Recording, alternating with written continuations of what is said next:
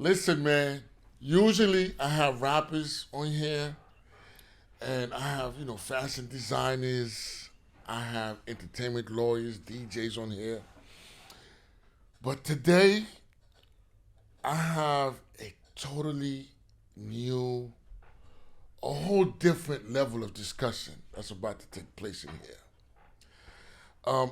Sitting next to me is former Lieutenant Edwin Raymond. Now, the most amazing thing about this man is I used to see him on my block. I used to see him in my building because he has friends that live on the block, and he used to come around once in a blue moon. And I used to see him. He was very quiet. Listen, man, I'm a big guy on my block. I'm very, outgoing, extrovert. It's my block, it's my neighborhood. But it never occurred to me. This man was a giant. He had the courage of Goliath, man. I never knew this guy had it in him. Of course I wouldn't, because I did not hang out with him. I used to just see him. And every now what's up here and there.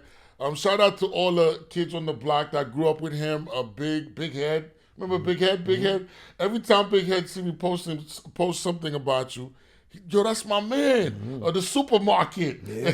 I'm like, hell, y'all know about the supermarket. I'm reading about it right now.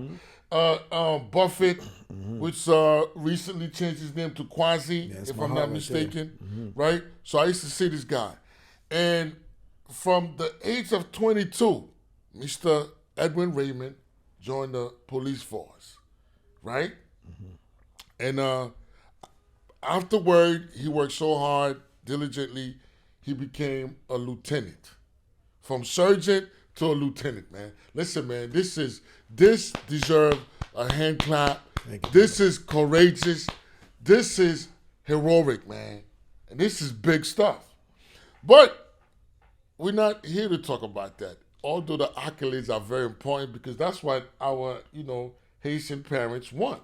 They want us to be very positive, and they want us to be productive members of our society. Now, from being a cop, a surgeon, a lieutenant, a retired police officer, this man wrote a book. And, the minute I saw the book, An Inconvenient Cop, My Fight to Change Policing in America, I already had an idea what the book was about. And I was planning to read the book because that's a brethren. So I have to support. But I'm very busy these days. I'm running all over, working, taking care of my kids, taking care of myself. I never cracked the book. And Edwin Raymond said, brother, read the book. Please read the book. And I didn't want to disobey the guy. I respect, because I know what it means to be a scholar, because I'm a scholar myself. My name is Dr. Romulus. So I'm a scholar myself. So I know what it means to, delve in and, find important information to give to the general public. That's not an easy task, to make it make sense and to give it to people at a pace, at a level that they will comprehend. So lo and behold, man, I cracked the book open. As a matter of fact, I went online. I started searching the book. Oh my God. From the very first page to the last page, I was hooked. Now, the thing that intrigued me so much about the book is how this guy broke his life down and he incorporated all the essential ingredients that makes a person a person. He talks about growing up on Flatbush, Newkirk, right? Newkirk, growing up over there. He talked about his relationship with his mom that he did not really get to fully establish. He talked about his relationship with his dad and how important that was and how much his dad meant to him and made him understand what it means to be a Haitian.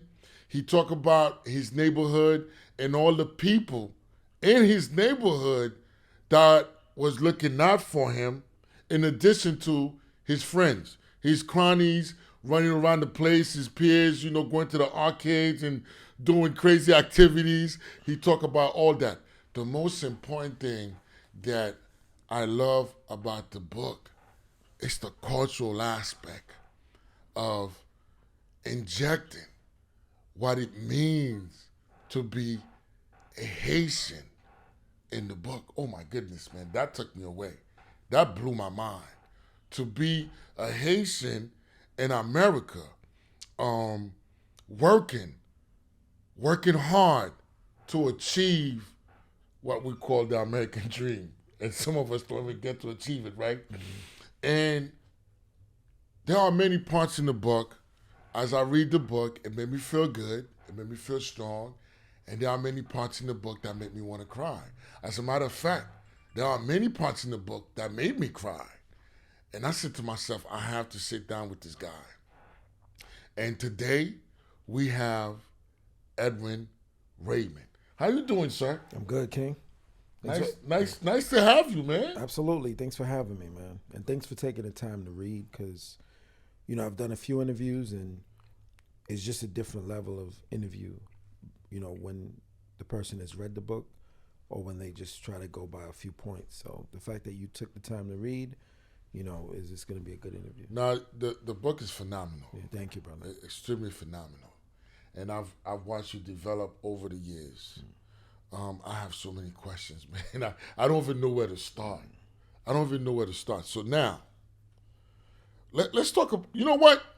Usually this is how we start the show. We start the show about what's going on in the world. I don't know how connected you remain to Haiti. There's something going on in Haiti. Mm-hmm. So since we talk about the world, Haiti's part of the world, do you know what's going on in Haiti right now?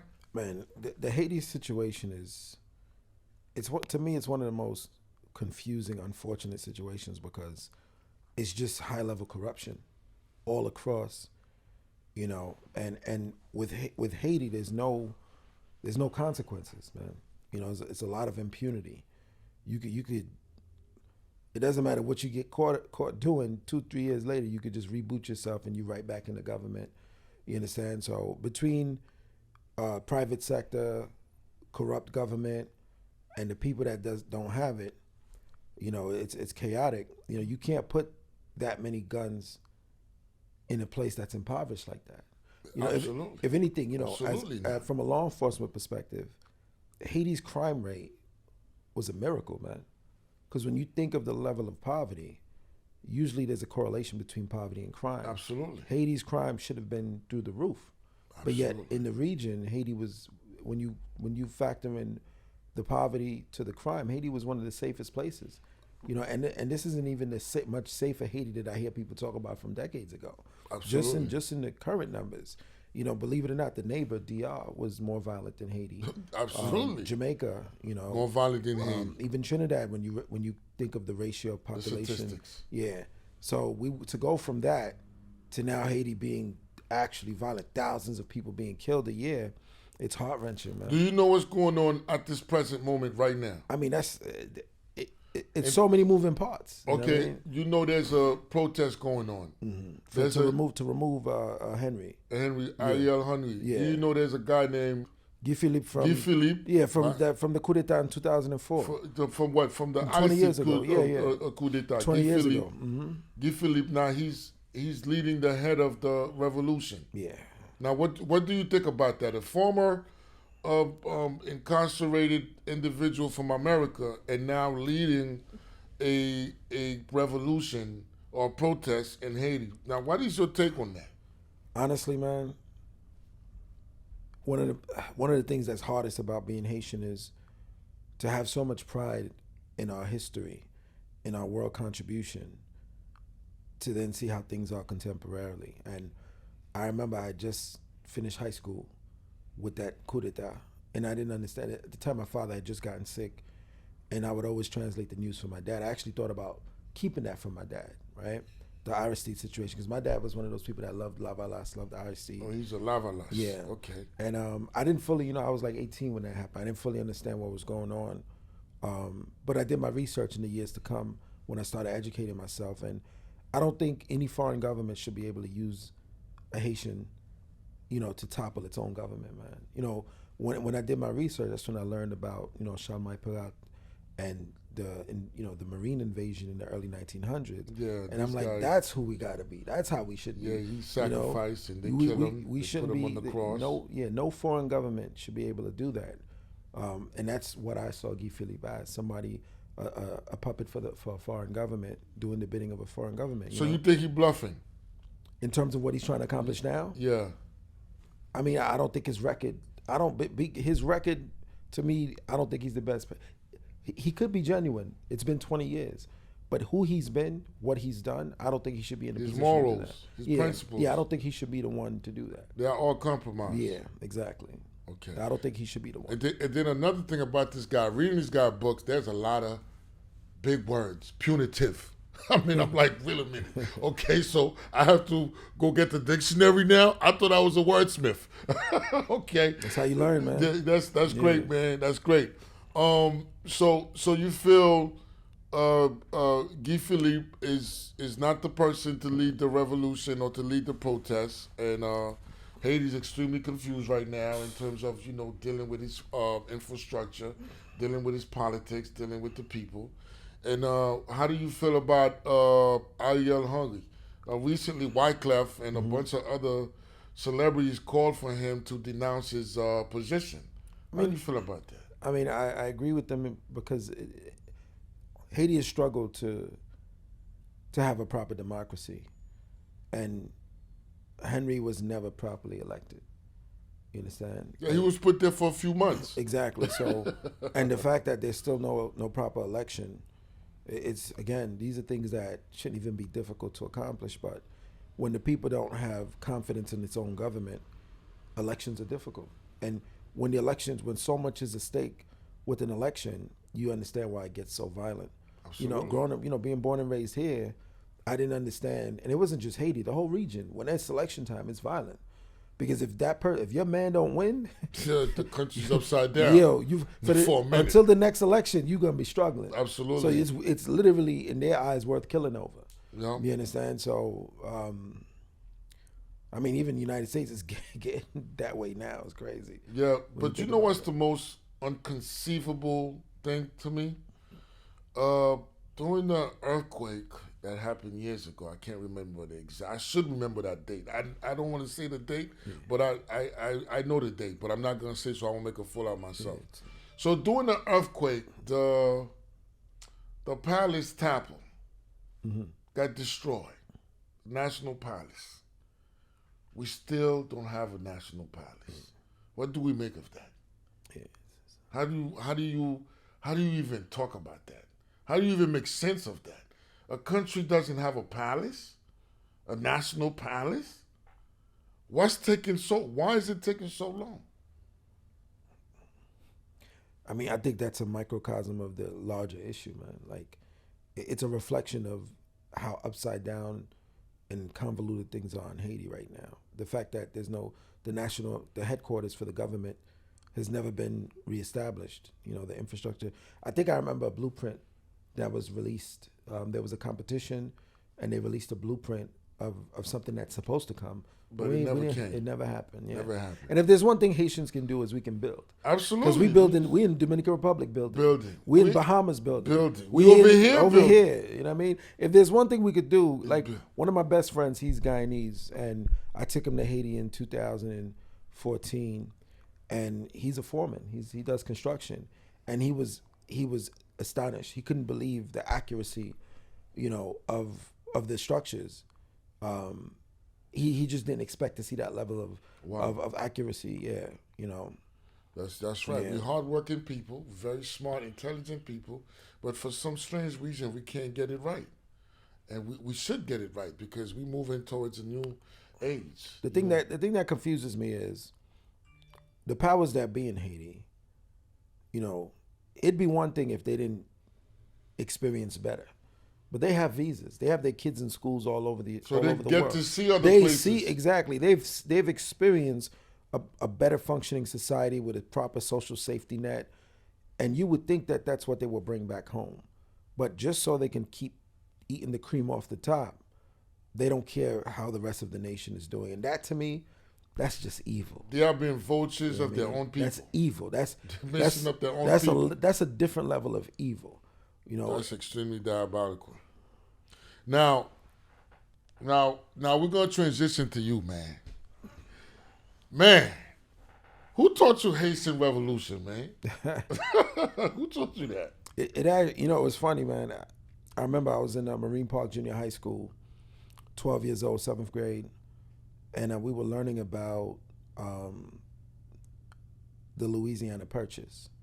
Yeah, you said that in your book. Yeah, and it was actually a white man, my teacher, Mr. Schoenwetter, who taught you the Haitian Revolution.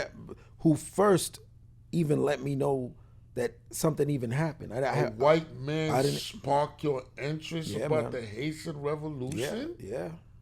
Wow. I know. And he has to have some black in him. Well, here's the thing. What I respected about him is he felt it was improper to not tell the whole story. So in the U.S. textbooks, the Louisiana Purchase is taught, but they never tell you why Napoleon made the sale.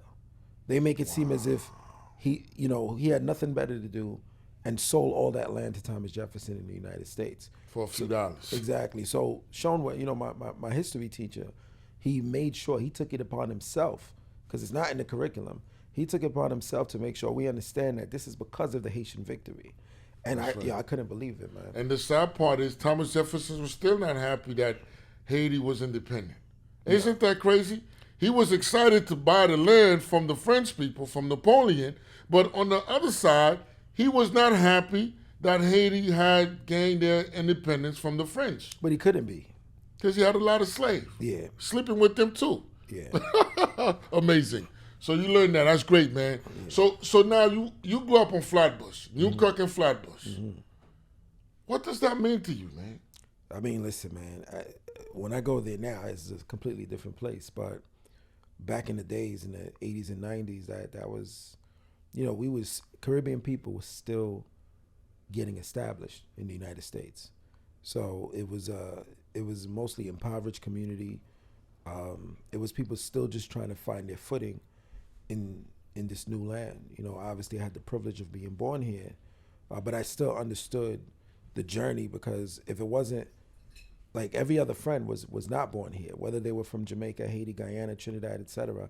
You understand? So it was a time where, again, we're still trying to find ourselves while living in the reality of being impoverished, and this new thing, this crack cocaine thing that's just taking over. You understand? And all the violence and everything connected to that. So it was an interesting childhood, man. It was a lot happening, a lot going on. I read. Now your mother passed away at the age of 3, 4. She had just turned 35. I'm saying I had just turned 3. You were 3, 4. Yeah, okay. And you didn't know what was going on. Nah. At what point you realized, oh man, my mother's gone, she would never come back? At what point in your life?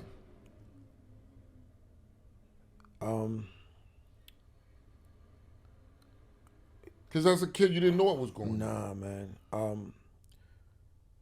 Well, one of the things I write about is the movie Ghost. Yeah, I read that. Yeah, like Patrick Swayze. Yeah, I was a kid living in Florida, because after my mom died, my father sent me and my brother Ronald to Florida to live with the family. Yeah, to live with his brother, my uncle. And in the movie Ghost, that's really the first time I really was presented with the afterlife. You understand? Oh wow. Yeah, and that's when I realized, well, okay, that's where mom must be.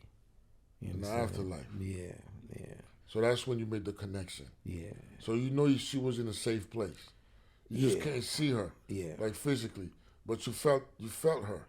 Yeah. I mean, it was a lot of confusion, because everybody had a mom, bro. You know I love my mom. Like with my I know mom people right that now. I know people that didn't have their dads for different reasons, but everybody had a mom. So being one of the few kids that didn't have a mom, it was a lot, man. I understand, man. Yeah, and the mother's love is just nothing like it. It's a different kind of love. It's nothing like it, man. My mom is still hurting, and she still bring me food out. Yeah, that's what I was about to say. Like, Like a father, if the kids are hungry, the father would keep looking for food. The mother would cut her arm off and cook it, man. Yeah, that's You know what I that's a mean? fact. Mother's just different, The man. reason why I can't lose weight is because of my mom. She's always feeding me that legume, that jiggy sauce pod, that lumbi. Oh my goodness, she can't stop. I have to that pentad, and pentad is kind of like I don't what is pentad? I forgot what's the name for it in English, but she feed me that stuff, and I can't resist. But okay, so from that point on, you started seeing, your father going downhill, and I know that was very hard for you to take, man. Yeah. Mental health, that's not something we really discuss in the Haitian community. I mean, now it's a little better. But mental health is not something. We're strong. We're not gonna cry in front of anybody. You know what I mean? Yeah. And the fact that there's help, the fact that we could get assistance through therapy and such, these are things that are still very taboo. That's a fact. Again, it's getting better, but my father's old. My father was born in 1937. Old school. Yeah. So you're not gonna let you see the pain. Not gonna let you see it. So okay, now you growing up. You know one thing that amazed me about you. Your story is very similar to mine. Growing up with your peers, doing little activities, and they started getting to know the streets, getting involved with guns and drugs. For some reason, you stayed away from that. Yeah. Now, because I know what made me stay away from not selling drugs. Obviously, my father would have killed me.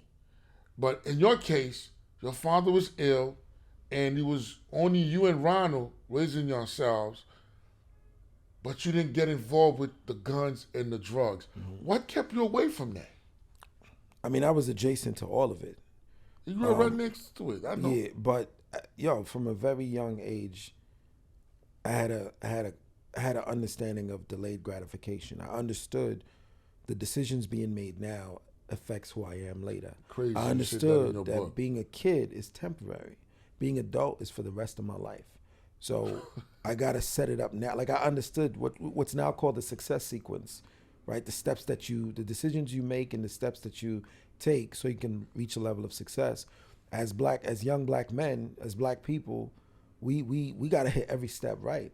Again, I don't know how I understood that so young, but I'm thankful that I did. Man, you know what I mean? I didn't even get it the way you got it. I got it simply, I can't sell drugs. I can't deal with guns because if my father find out, I'm going to be in a coffin. That's pretty, in a coffin, and they're going to ship the coffin to Haiti. So that's what kept me away, and which was a good thing. Now, at the age of 22, well, not even 22, your first love was architect. You wanted to be an architect. To go build in Haiti, to restructure Haiti. And somewhere down the line, you said, forget that. You became a cop at the age of 22 years old. To be honest with you, you said it in your book, our communities do not welcome police. And that's exactly, I don't care if I'm a professional, I'm gonna speak for everybody around the way. We don't like cops. You know what I'm saying? But you are a different kind of cop, right? So at the age of 22, you became a cop. What was that like? I mean, I made the decision because of the reasons that we don't like cops, right? When I turned 15, they started messing with me.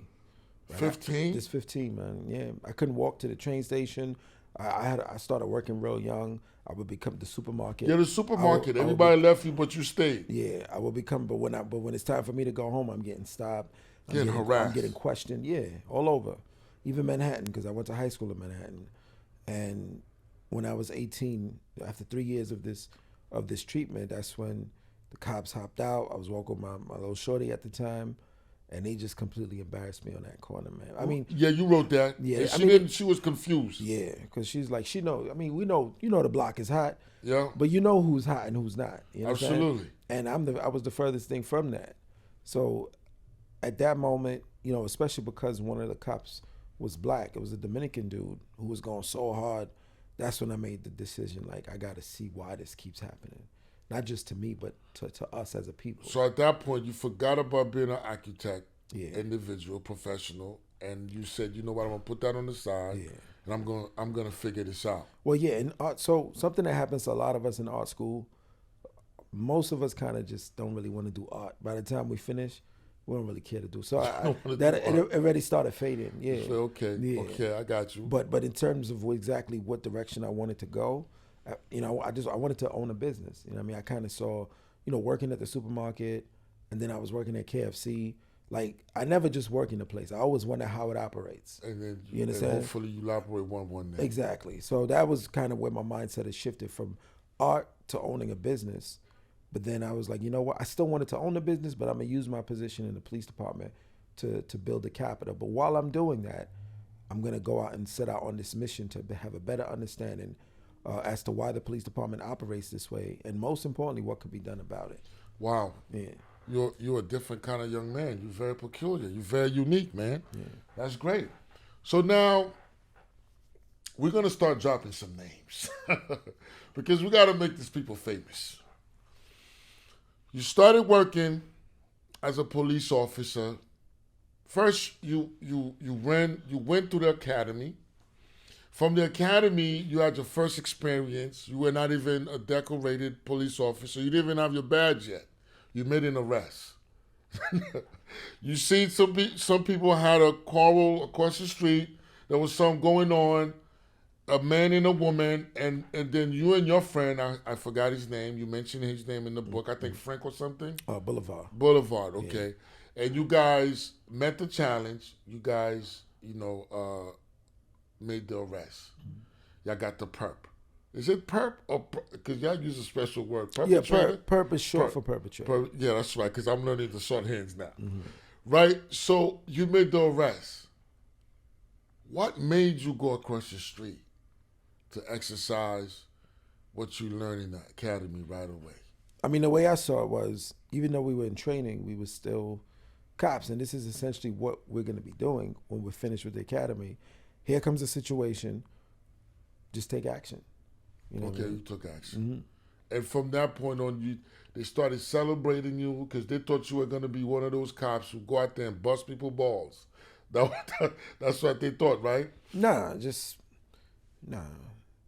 But they were excited you did that. The sergeants, the lieutenants. Yeah, because that's, to do that while you're still in training and gray without... Shows courage. Yeah, exactly. Okay, that's great. Now, the most bizarre thing about your book, well, there's so many bizarre things. This Russian couple, right? You jumping way ahead. Yeah. But listen, now I'm just going to make a 360. Gotcha. You started noticing things were not right in terms of how policing was done. Mm-hmm. You said one of the most important things to you is when becoming a police officer, you have to be visible.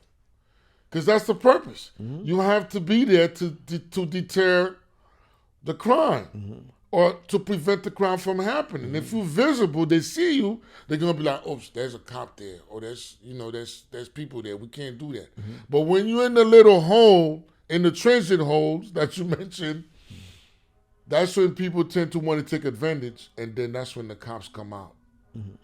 But the crazy thing is, there's no equality with that. It's lopsided. They focus more on the black and brown people. And that's what you notice. Not only do they focus more on the black and brown people, they exercise their powers based on any little petty crimes. And that started getting on your nerves. You didn't like it. And in the beginning, you met with, you were in training. They were teaching you the ropes, so you didn't have much to say. But as you gain your knowledge, experience, you started voicing your opinion. You started voicing what you felt. And from that point on, other police started to distance themselves from you. Did you know that was going to happen? Honestly, at first, not really, because the way I saw it is I'm part of the blue. You understand? And the brotherhood. Exactly. So, because one thing about cops, if you're not part of it, they don't really care about your opinion. The way they see it is... So they don't care about my opinion. Yeah. When shots ring off, you run away, we run towards it. Until you know what it's like to run towards shots, I don't care what you have to say. Oh, wow. That's how they see it. They that arrogant? Mm-hmm. You know, until you know what it's like to put the uniform on and go into someone's home Be with in the line of You fire. understand? Exactly. I don't want to hear what you got to say. Yeah. Okay. So me running towards the same gunfire, right? When I say it, I'm thinking that it's gonna hold more weight. It should, and it does, but it bothers them because it's not the company line, right? It's the antithesis to how they see things. So, but I'm thinking I can have intelligent discourse. These are my peers, my colleagues. I'm also blue, so you can't write me away as someone that's just talking shit that doesn't know what it's like to do the job. But when I'm not speaking, you know, in a way that's putting cops in a positive light, you should be receptive to that. Because I wear the badge, because I have the same responsibilities, and I'm telling you what the problems are, theoretically you should be more responsive. And there's some were, but overall people ain't want to hear that, man. This is my thing. Yeah. I know this about you. You want the best for everybody. You want the best for the NYPD, and you also want the best for your community. And you want to meet somewhere down the line where everybody getting treated fairly. Because that's what I get from your book. Mm-hmm. And that's very hard to accomplish. Now, your first encounter, Jacob, I don't know if it's Jacob, but you met a kid that got apprehended due to taking cell phones. And you went to the precinct and you sat down, you spoke to him, and he's from the Caribbean. And you told him, man, do you know why we here? We have a purpose here. We here, you know, we here to accomplish a goal. And you said so many things. You try to uplift him.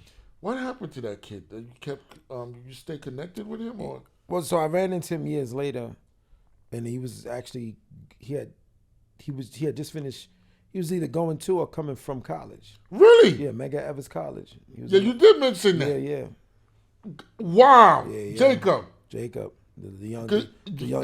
young robber, the kid that was robbing everybody. Wow, Yeah. and you did mention that there's a bulletin board where they put their name, and you will try to check the bulletin board every now and then to see if you see the name, because if they're not on there, that means they're good. They haven't reoffended. Yeah, They haven't reoffended. If they're on there, they reoffended. that means they're reoffending. Yeah. And then you started seeing that he was not He on wasn't there. there no more. So you started feeling good about I felt it. good, but I had no idea what happened to him. What happened to Jacob? And then one day I saw him. You know, he looks older now. It's years later. I ran up to him. I was like, yo, I know you probably don't remember me, but I remember, man. He was like, I remember you. I was like, what's up? What's going on? I said, yo, I always think about you. He was like, I'm good. He was a little nervous, but he was like, I'm good. I just came. Wow. I think he just came from. Yeah, he was like, I just came from school. You know what you just did? You made me want to cry, man. I mean, you planted a seed. Yeah, I mean, and the seed was growing. The seed is growing. So one of the things I don't spell out specifically, but I hope people got contextually, is at the end of the day, one of the biggest issues with these systems when it comes to how they deal with black people is they don't see us as human. Yeah, you said that in your book. Bro, all I did was humanize the experience. You said that in your book. You know what I mean? Oh, wow, you make tears want to come up. You see, I'm a big dude, and you made me want to cry because I know how many of us need that in our community. No, I know. And lucky for me, I had my father, I had my big brother, and I had other OGs that provided that for me. I didn't need no police officer to do that for me. Yeah. Wow. And listen, ideally we shouldn't need cops to do that, right? And this is why I have to call on the men in the community. Like, just because that's not your son, your brother, your nephew, doesn't mean you can still holler at him, man. Be respectful. You know what I mean? Still holler at. I remember one time I'm off duty. I'm on the train. It's about 10:30 in the morning. The doors of the train open. Is a young man selling candy. He couldn't have been older than 15. Wow. And I see people going in their purse to Purchasing. and I'm like, when he gets to me, I said, why you not in school, man? And he just froze. Being a big brother. And I could tell nobody asked him that. Like, oh wow, they'll buy the candy, but not even thinking this kid's supposed to be in school. If he's not in school, something's wrong. Absolutely. You know what I mean? I see that all the time. You know what I mean? And sometimes I'm driving and I'll see a kid that obviously should be in school. One time it was a little kid, so I had to pull over. The kid's third time escaping from the school, just walk down Church Avenue. Yeah. Just to walk down Church chill. Avenue. And then all these adults just passing. Just not saying anything. Yeah, the communal spirit, you know what I mean? The way that it takes a village, we don't have that no more. So let me ask you a question. Why do you think that occurs in terms of people not, being a big brother, being a big sister, being an aunt, being a grandma, being a mother, being a father in the community space? Why is that? Honestly, man, I realize a lot of those values have to be taught, and for different reasons, we're not learning them, man. What I'm saying, the older people, why they just immune to being the way we used to be in the Caribbean? Is it because of the economical pressure that we sustain over here? I think everybody's just hyper focused on their own issues, man. We don't see each other as a community, man. Like for instance, I live in a condo, and one of the things I do is, if I see a package that's going to my floor, I'm going to the floor. I might as well take the package up. Oh, right? Wow! So I do. Do you hear this guy?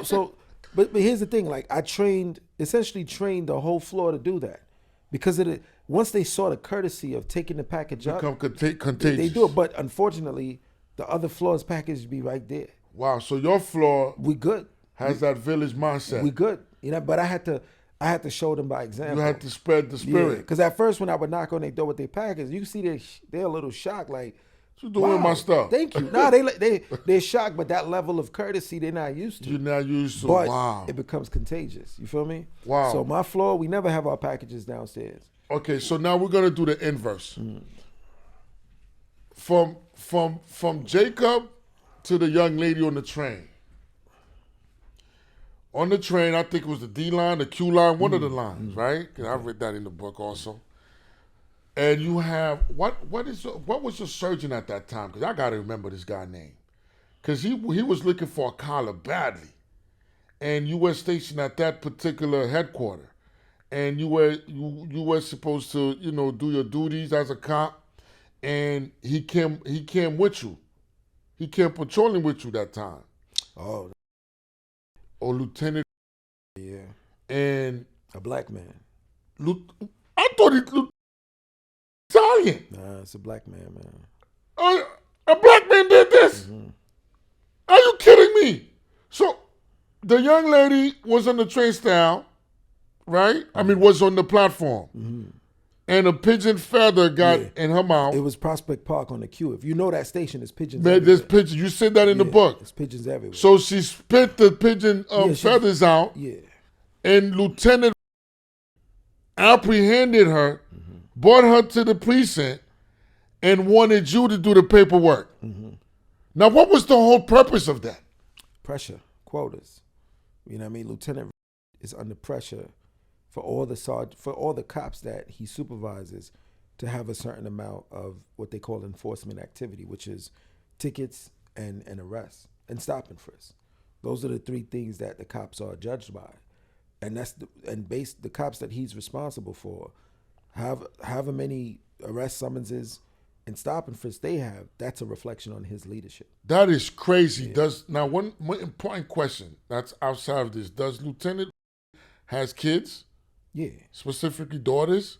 I'm not sure. So now, Lieutenant, how would you feel if a police officer, apprehended your daughter just because she was speeding something from the environment that got in her mouth away from her mouth?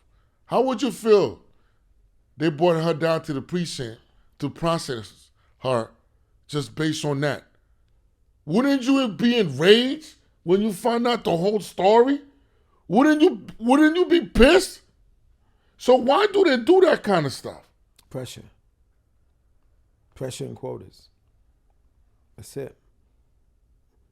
You know what I mean? I thought that was a white police officer that did that. Nah, listen, one of the best lessons that I got,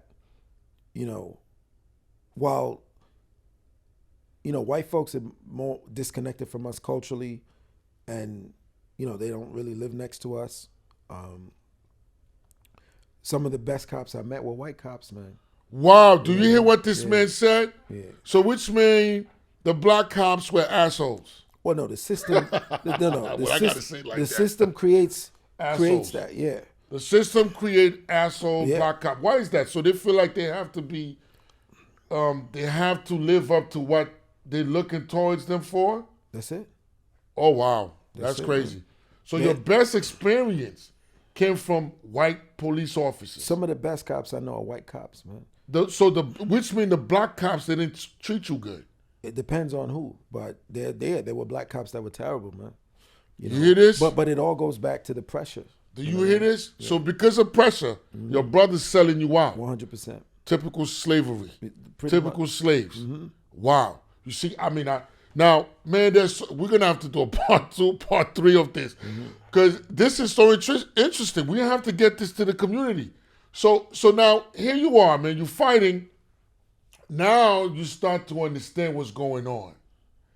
The most intriguing thing about your situation is you were put in something called truancy. Yeah. Which means these officers look over schools, the public school system. They stationed to patrol the schools, right? Well, not like we just mainly deal with kids cutting school. Kids cutting school. Yeah. And one day there was a huge melee. And as you arrived, you started talking to the 2 young ladies that were involved. And after a while, the melee kind of disintegrated and everybody went their way. The girls, the intensity left and everybody went back to being normal again. And the lieutenant, what's her name? Oh, Sergeant Ruan. Sergeant who? Ruan. Why do you pronounce it? Ruan. Sergeant Ruan came and said, good job. And you felt good about yourself. And she said, we need a person like you in our department. And you were ready because you want to work with the kids because you want to make a difference. Later, another cop came to you and told you she was just playing politics. She didn't really mean what she said. How you took that? I mean, it made sense because she saw what I was capable of. And yet I applied for the unit and I'm not getting it. You understand? And it's because, her exact words were, if we get Raymond, we're never going to be able to collar these kids. So, where's Sergeant? I think she's Irish. She's Irish, so she's white. Yeah. She probably have black in her too, okay? So now her main focus was to arrest his kids, young kids, so she could get her quarters up, she could get her numbers up. That's all she's evaluated by. Oh my goodness, This is total corruption. This is beyond corruption. Now, how do we deal with something like this? Now, I got kids. And sometimes kids, their testosterones, their estrogens, and they react. They do stupid stuff. Now, imagine you have cops out there that's supposed to be protecting them. Put them back in line. But that's not the focus. The focus is to arrest them. Now, how do we deal with police officers like this? From the top down. How do we get rid of people? It's to make it about is you missing the bigger picture. No, I'm not making it about you. And how do we make sure people like is not in the system? The system creates her. We have to change what's creating that. So in other words, we got to knock what's on the top. Yeah. How do you knock what's on the top? I mean, it starts with who's appointed as the leadership. The leadership sets the incentives. Everyone below responds to those incentives. So the easy, short answer is making Ruan or Officer such and such the problem. The real answer, the larger picture, is changing what the incentives that they respond to, because that's what's causing the behavior. So in other words, the more they arrest kids, the more money it makes. The more, they look, and they only care about the incentives. They don't care about the kids. But that's most people. Most people respond to incentives. That's most people. So they don't care about the kids' credit scores. They don't care about the kids. They don't even think about all schools. They don't care about the communities the kids gonna end up in. They don't care about the jobs. They don't think about all that. That's gonna affect the job effect that's gonna happen to these kids with these criminal records. They don't care about the traumatization, the depression, the anxiety. All they care about is the incentive, living in Long Island, getting paid $200,000-300,000 a year, and having perks. That's all they care about. And then when you see them on the news, the news anchor talking about how great of a police officer they were or lieutenant, and it's all bullshit. And for the most part. Pretty much, yeah, man. Do you see this? Yeah. This is why I don't do politics. This is why I don't do politics. And there's another reason why I'm very careful about being an activist. Because you said it. It's your own people that's going to come and oppress you and not stand by you and most of the time set you up to get killed. we got to talk about it, right? I mean, once I said that, I see you changed a little bit. No, I'm just thinking like, at the end of the day, people sign up for a job. So it's just a job. It's just a job. And whatever the job entails, good or bad, they're gonna do it. So okay, now Because that's what's incentivized. sergeant, is he a sergeant or sergeant? Black woman. Black woman. Yeah. You were very excited about her. She's very pretty, very energetic, very friendly, very embracive, and you couldn't wait to communicate with her. But once you started learning, this is so important. We're going to turn this into a series because we got to finish this book. You gotta show them the book. Yeah, listen, look, man, we have to finish this book. So far, we right on track, right? We're going to talk about, because she did something that is crazy. We got to talk about it. We got to talk about everything that happened in this book. So this is part 1. Part 2's coming up. We just got to schedule it. And I'm so glad you made me read this book, man. So glad you made me read this book from the first page to the last. So stay tuned for part 2, man. All right.